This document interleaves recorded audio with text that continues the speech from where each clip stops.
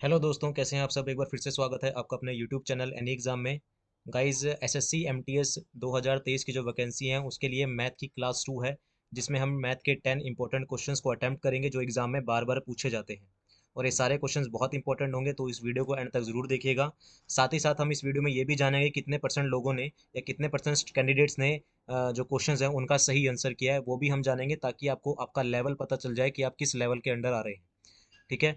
तो इस वीडियो को शुरू करते हैं, और जो व्यूवर्स हमारे चैनल पे नए हैं तो प्लीज़ चैनल को शेयर कर दीजिए, सब्सक्राइब कर दीजिए और बेल आइकन पे प्रेस कर दीजिए, ताकि आपको हमारे चैनल की नोटिफिकेशंस मिलती रहें और आपकी प्रिपरेशन में हम आपकी हेल्प करते रहें।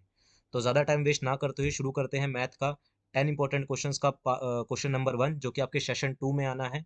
ये प्रैक्टिस सेट 2 है। तो क्वेश्चन नंबर 1 पे आते हैं। क्वेश्चन नंबर 1 देखते हैं क्या है। क्वेश्चन नंबर 1 में कह रहा है कि a camp of soldiers has food for 200 days. एक कैंप लगा है जिसके अंदर सोल्जर्स के लिए खाने के लिए जो खाना है वो कितने दिन का है। वो सिर्फ 200 दिन का ये खाना है। इसको हम पहले हिंदी में कर लेते हैं। हाँ, अब ठीक है। तो कहता है कि हमारे पास एक कैंप लगा था जिसके अंदर खाने के लिए जो खाना था वो 200 दिन के लिए था।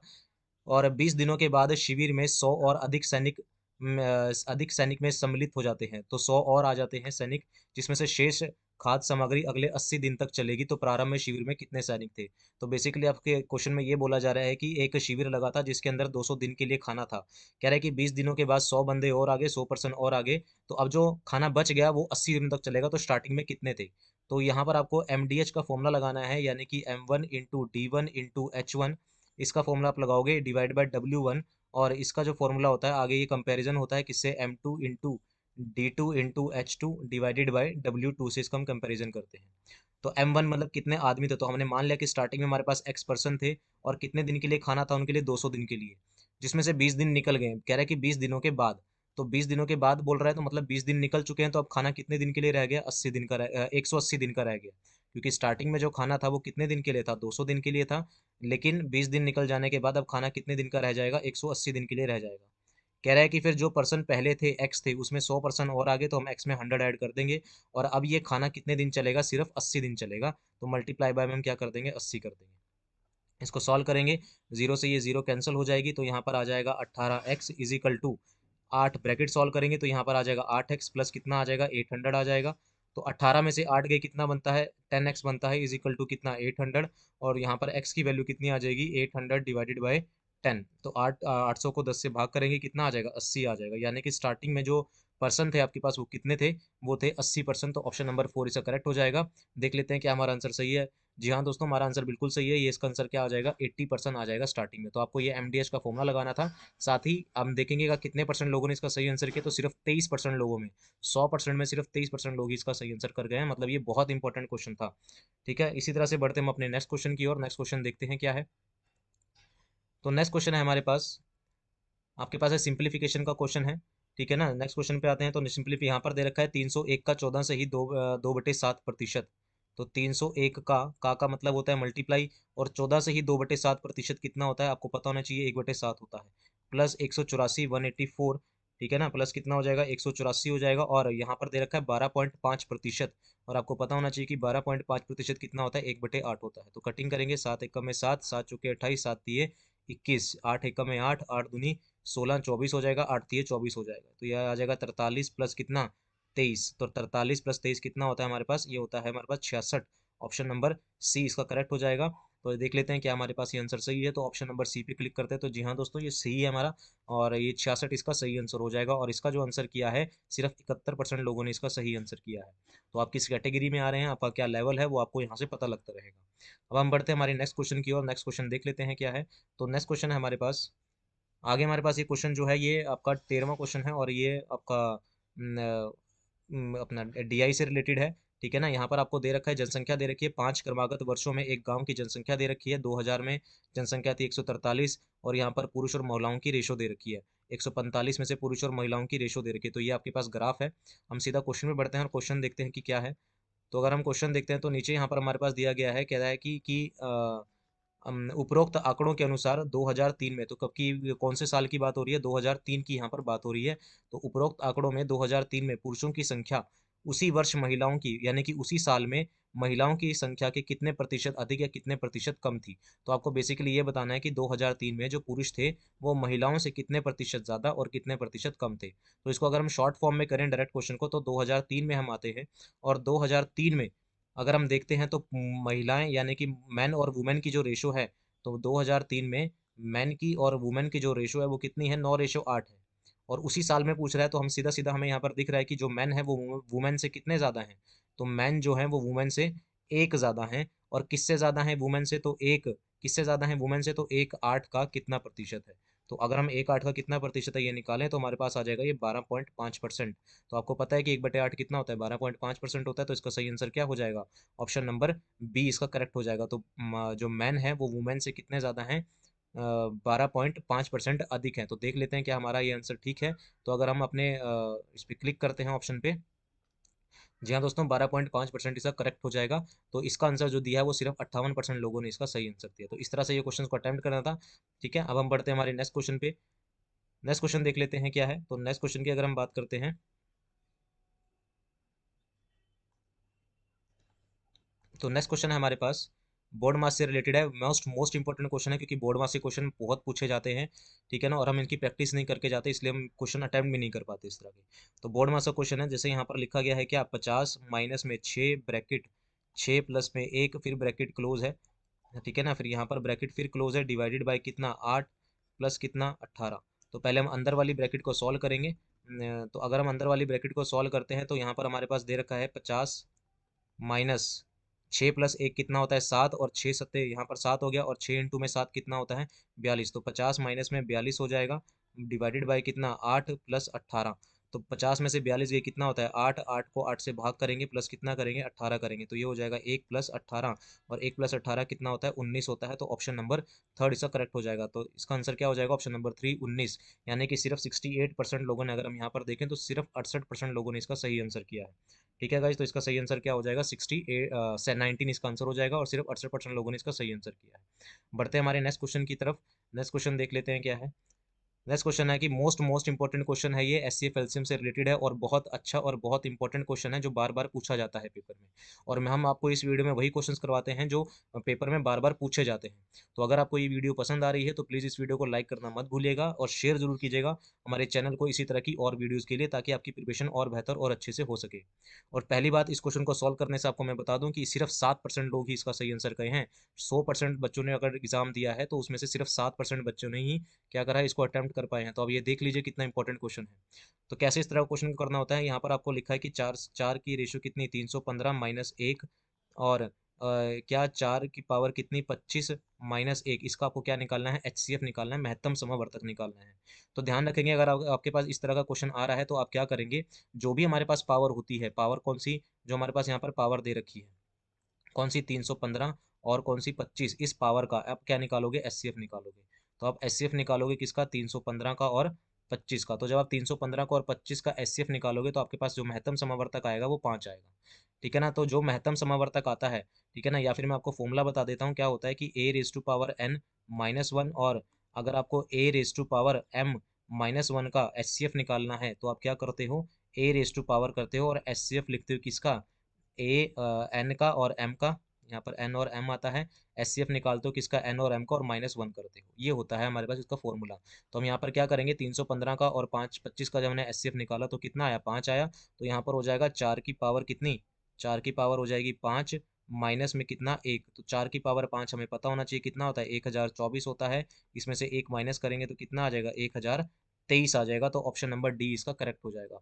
तो देख लेते हैं क्या हमारा आंसर सही है। तो जी हाँ दोस्तों, हमारा आंसर बिल्कुल सही है। तो 1023 क्या हो जाएगा, इसका आंसर हो जाएगा। ये सब आपको पता होना चाहिए, और सिर्फ 7% लोगों ने इसका सही आंसर किया है।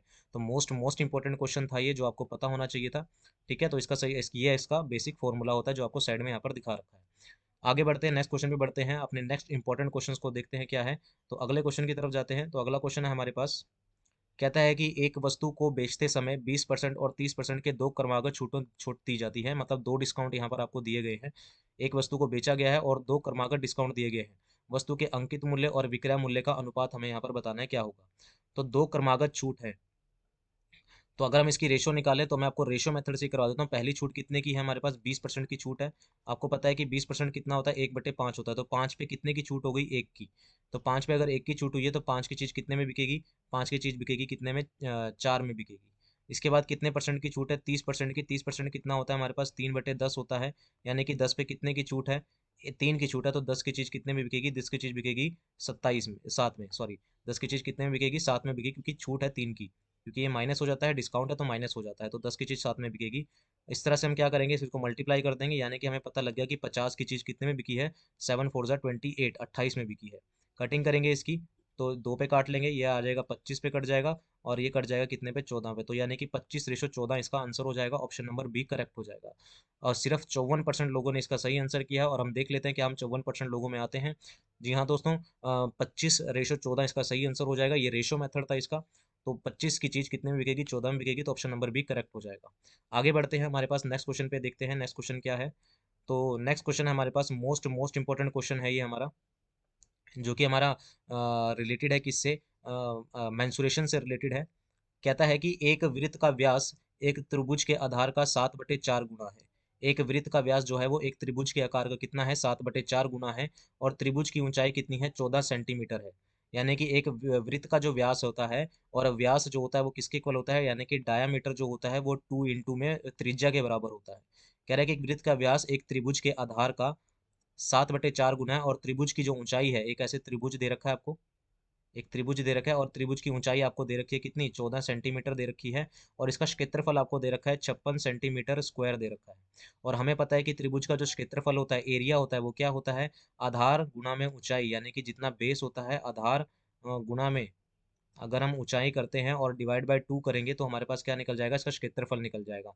ठीक है ना, क्षेत्रफल कितना, 56। और ऊंचाई हमें यहाँ पर दे रखी है, मैं अब दूसरा पेन यूज कर रहा हूँ।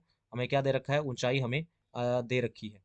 तो आधार हम निकाल लेंगे, यानी कि हम बेस निकाल लेंगे। तो ऊंचाई कितनी दे रखी है, हमें 14 दे रखी है। और ये 2 इधर आके मल्टीप्लाई हो जाएगा, तो 56 इंटू में 2 करेंगे तो कितना हो जाएगा, 6 दूनी 12, 112 हो जाएगा। तो यहाँ से मेरे पास क्या आ जाएगा, आधार आ जाएगा, बेस आ जाएगा। तो बेस कितना आएगा, 112/14 करेंगे तो ये 14 × 8 कितना होता है, 112 होता है। तो बेस यानी कि आधार आ गया मेरा कितना, 8 आ गया। अब हमारे पास अगर मैं पहली लाइन पे आता हूँ तो कहता है कि एक वृत्त का जो व्यास है, यानी कि जो डायामीटर है, वो त्रिभुज के आधार का, जो त्रिभुज का आधार था उसका 7/4 गुना है। तो एक वृत्त का जो व्यास है, यानी कि डायामीटर है, वो 7/4 गुना है। वो कितना है, वो 7/4 गुना है। 7/4 यानी कि वो कितना है, 7/4 गुना है किसका, 7/4 गुना त्रिभुज के आधार का। और आधार हमने कितना निकाला, अभी 8 निकाला। तो 8 से इसको मल्टीप्लाई कर देंगे तो 4 दूनी 8, ये कितना हो जाएगा, 7 दूनी 14 हो जाएगा। ठीक है ना, तो यानी कि जो हमारे पास व्यास आ गया वो कितना आ गया, 14 आ गया। और व्यास हमें पता है कि 2 गुना में त्रिज्या के बराबर होता है। तो व्यास है हमारे पास 14, और ये बराबर होगा किसके, 2 गुना में त्रिज्या के। तो रेडियस कितनी आ जाएगी, रेडियस हमारे पास 7 आ जाएगी। ये आ गया हमारे पास वृत्त की त्रिज्या। और वृत्त की अगर हमें त्रिज्या पता निकल गई तो हम क्या निकाल सकते हैं, तो वृत्त की परिधि हम निकाल सकते हैं। परिधि क्या का फॉर्मूला क्या होता है, तो पेरीमीटर की या सरकमफ्रेंस की अगर हम बात करें, वृत्त का क्या होता है, परिधि। परिधि को हम क्या बोलते हैं, सरकमफ्रेंस बोलते हैं। तो सरकम फ्रेंस बोलते हैं। तो परिधि का फॉर्मूला होता है 2πr होता है। तो 2 इंटू में पाई की वैल्यू 22/7 इंटू में त्रिज्या कितनी, 7, 2πr हो गया। ठीक है ना, और हमें किस में निकालना है, मीटर में निकालनी है। तो मीटर में करने के लिए हम क्या करेंगे, 100 से भाग कर देंगे। तो 7 से 7 कैंसिल हो गया। तो ये हो जाएगा 44/100, और 44/100 कितना होता है, 0.44 मीटर हो जाएगा। ऑप्शन नंबर ए इसका करेक्ट हो जाएगा। अब देख लेते हैं कि हम 34% लोगों में आते हैं जिन्होंने इसका सही आंसर किया है। तो इसका सही आंसर क्या हो जाएगा, 0.44 मीटर हो जाएगा। हमारा आंसर बिल्कुल करेक्ट है। ठीक है, तो इसका सही आंसर क्या हो जाएगा, option number A. Very very important question, और उम्मीद है आपको ये वीडियो और ये क्वेश्चंस भी पसंद आ रहे होंगे। अब हम बढ़ते हैं हमारे पास नेक्स्ट क्वेश्चन की तरफ। नेक्स्ट क्वेश्चन देखते हैं क्या है। तो नेक्स्ट क्वेश्चन हमारे पास कह रहा है कि एक शांत जल में एक नाव की चाल 14 किलोमीटर पर आवर है, और धारा की चाल है कितनी, 6 किलोमीटर पर आवर। तो नाव धारा की दिशा में जानी है, यानी कि डाउन स्ट्रीम में जाना है। 80 किलोमीटर की दूरी तय करने में कितना टाइम लगाएगी। तो डिस्टेंस आपको दे रखा है कितना, 80 किलोमीटर का। और धारा कैसे जाएगी, डाउन स्ट्रीम। डाउन स्ट्रीम यानी कि धारा के साथ, और धारा के साथ जो स्पीड होती है वो दोनों की ऐड होती है, किसकी, नाव की स्पीड और धारा की स्पीड ऐड हो जाती है। तो नाव की स्पीड कितनी है, 14, और धारा की स्पीड कितनी है, 6। तो स्पीड कितनी हो जाएगी हमारे पास, 20 किलोमीटर पर आवर हो जाएगी। कह रहा है कि कितना समय लगेगा धारा की दिशा में जाने में, 80 किलोमीटर की दूरी तय करनी है। तो कितना समय लगेगा, टाइम निकालना है। तो टाइम का फॉर्मूला लगा देते हैं। टाइम का फॉर्मूला होता है हमारे पास डिस्टेंस अपॉन स्पीड। डिस्टेंस है हमारे पास 80 किलोमीटर का, और स्पीड कितनी है, 20। कटिंग करेंगे तो ये कितना आ जाएगा, 4 घंटे आ जाएगा। 4 घंटे में हमारे पास जो है नाव की दिशा में वो अपना डिस्टेंस ट्रेवल कर लेगी। ऑप्शन नंबर डी इसका करेक्ट हो जाएगा, 4 घंटे। तो 4 घंटे लगेंगे नाव की दिशा में उसे अपना डिस्टेंस ट्रेवल करने में। उम्मीद है आपको ये क्वेश्चन समझ आया होगा। नेक्स्ट क्वेश्चन पे बढ़ते हैं। नेक्स्ट क्वेश्चन है हमारे पास, कहता है कि एक दो घनों के संपूर्ण पृष्ठीय क्षेत्रफल, दो घन है जिनका संपूर्ण पृष्ठीय क्षेत्रफल का अनुपात दे रखा है कितना, 49:81। तो आयतनों का अनुपात बताना है क्या होगा। तो हमें पता है कि दो घन है, और दो घन का जो संपूर्ण पृष्ठीय क्षेत्रफल होता है वो क्या होता है, 6। तो पहले घन मैंने मान लिया कि 6 इंटू में साइड स्क्वायर, तो 6 इंटू में S1 का स्क्वायर होगा। और दूसरे घन का संपूर्ण पृष्ठीय क्षेत्रफल मैंने मान लिया कि 6 इंटू में S2 स्क्वायर होगा, क्योंकि फॉर्मूला क्या होता है, 6 इंटू साइड स्क्वायर होता है। 6 इंटू में साइड स्क्वायर होता है संपूर्ण पृष्ठ क्षेत्रफल। इनका अनुपात दे रखा है कितना, 49:81। तो 6 से 6 यहाँ कैंसिल हो जाएगा, और यहाँ से S1 अपॉन में S2 यानी कि दोनों साइड की जो रेशो आएगी वो कितनी आएगी, 49 रेशो कितना, 81। तो ये कितना हो जाएगा, 7/9 हो जाएगा। अब कह रहे हैं कि इनका आयतन, आयतन क्या होता है घन का, तो पहले घन का जो आयतन होगा वो S1 क्यूब होगा, और दूसरे घन का आयतन क्या होगा, S2 यानी कि साइड भुजा का क्यूब होगा। तो यहाँ पर आ जाएगा 7 का क्यूब, और यहाँ पर कितना आ जाएगा, 9 का क्यूब आ जाएगा। और 7 का क्यूब कितना होता है, 343 होता है। 9 का क्यूब कितना होता है, 729 होता है। तो ये इनके आयतन का अनुपात आ जाएगा। और सिर्फ 58% लोगों ने इसका सही आंसर किया। अब देखते हैं कि हम 58% लोगों में आते हैं। तो इसका आंसर आ जाएगा 343/729, ऑप्शन नंबर ए। जी हाँ दोस्तों, ऑप्शन नंबर ए से करेक्ट हो जाएगा। तो तो दो घनों के आयतन का अनुपात कितना हो जाएगा, 343/729। बढ़ते हैं हमारे आज की वीडियो के लास्ट क्वेश्चन की ओर। लास्ट क्वेश्चन है हमारे पास, कह रहा है कि चार क्रमागत संख्याओं का जो औसत है वो 64.5 है। तो सबसे बड़ी संख्या कौन सी होगी।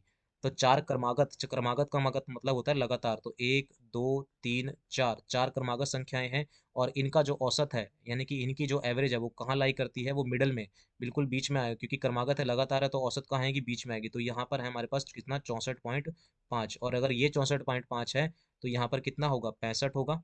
यहाँ पर कितना होगा, 65 होगा, 65। और यहाँ पर कितना होगा, 64 होगा। क्योंकि 64 और 65 के बीच में ही क्या आता है, 64.5 आता है। तो ये कितना होगा, 63। और ये कितना होगा, 66। तो सबसे बड़ी संख्या कौन सी है, 66 है। तो ऑप्शन नंबर डी इसका करेक्ट हो जाएगा। और सिर्फ 57% लोगों ने इसका सही आंसर किया है। तो देख लेते हैं कि हम 57% में आते हैं। तो ऑप्शन नंबर डी करेक्ट हो जाएगा। जी हाँ दोस्तों, इसका सही आंसर हो जाएगा 66, यानी कि ऑप्शन नंबर डी। तो ये था हमारे आज की वीडियो का लास्ट क्वेश्चन। 10 इंपॉर्टेंट क्वेश्चन आज हमने इस वीडियो में डिस्कस करे। उम्मीद है आपको ये वीडियो पसंद आई होगी। और गाइज, अगर आप इसी तरह से और वीडियोस चाहते हैं, इसी तरह से हम आपकी प्रिपरेशन करवाते रहें जब तक आपका एग्जाम नहीं होता, तो प्लीज़ चैनल को सब्सक्राइब जरूर कीजिएगा। इससे हमें मोटिवेशन मिलेगी और हम आपके लिए इसी तरह के इंपॉर्टेंट क्वेश्चंस और लाते रहेंगे।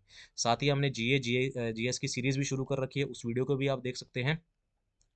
तो उम्मीद है आपको ये वीडियो पसंद आई होगी, प्रैक्टिस सेट 2 या क्लास 2 पसंद आया होगा। मिलते हैं क्लास 3 में। अभी के लिए इतना ही।